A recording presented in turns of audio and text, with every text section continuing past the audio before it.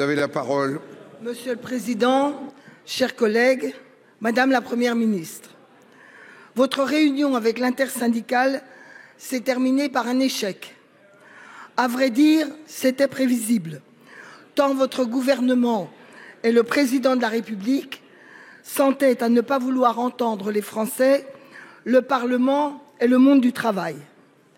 Vous vous êtes engagé dans une stratégie jusqu'au-boutiste qui amène au désordre, comme si vous imaginiez sortir de l'impasse politique et du rejet massif des reculs sociaux par la méthode du rappel à l'ordre et de la peur du chaos. Mais les Français ne sont pas dupes, car c'est une crise démocratique qui s'ajoute à la crise sociale. C'est très grave pour notre pays, son avenir et la confiance du peuple en la République. Alors, Madame la Première ministre, il est temps d'atterrir.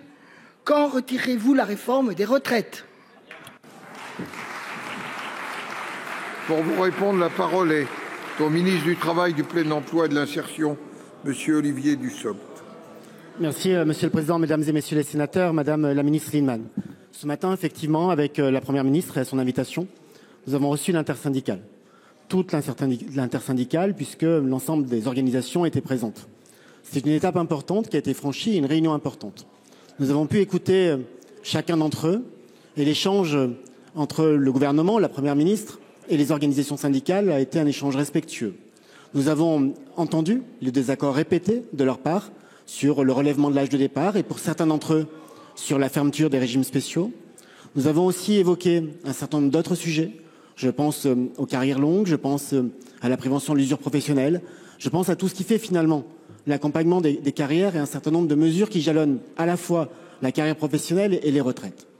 Le désaccord qui persiste entre les organisations syndicales, le gouvernement et sa majorité sur la question de l'âge n'a pas permis d'approfondir plus avant les thèmes que je viens d'évoquer. Nous avons entendu comme vous, Madame la Ministre, que le représentant de l'intersyndicale à la sortie de cette réunion avait indiqué que les mêmes organisations syndicales souhaitaient pouvoir ultérieurement travailler sur ces sujets-là. Nous y sommes favorables et la Première ministre a eu l'occasion de leur dire que nous sommes prêts, lorsqu'ils seront prêts, lorsqu'ils le souhaiteront, à ouvrir l'ensemble de ces chantiers. À l'occasion de cette réunion, nous avons pu aussi, la Première ministre a pu, plus singulièrement encore, leur rappeler la conviction du gouvernement sur la nécessité de cette réforme. Nécessité face à un déficit, nécessité face à un système qui, si nous n'agissons pas, va se dégrader, si vous me permettez cette expression, va aller dans le mur. Donc nous souhaitons mener cette réforme. Aujourd'hui, le texte est au Conseil constitutionnel. Nous attendons sa décision pour ensuite pouvoir mettre en œuvre cette réforme. Madame Lienemann. Bon, je veux bien qu'on fasse semblant de croire que c'était important de son temps pour entendre les syndicats. Mais enfin, je m'excuse, fallait être sourd, mais archi sourd, pour ne pas avoir entendu leurs arguments auparavant.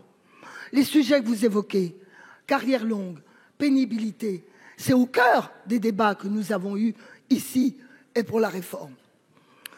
Alors, Monsieur le Ministre, puisque ce serait une nécessité fondamentale pour la France, si vous ne voulez pas revenir sur le retrait, organisez un référendum. N'ayez pas peur du peuple. Demandez-leur leur avis et leur arbitrage. C'est peut-être la seule façon de sortir de cet entêtement qui est le vôtre. Nous exigeons un référendum ou le retrait.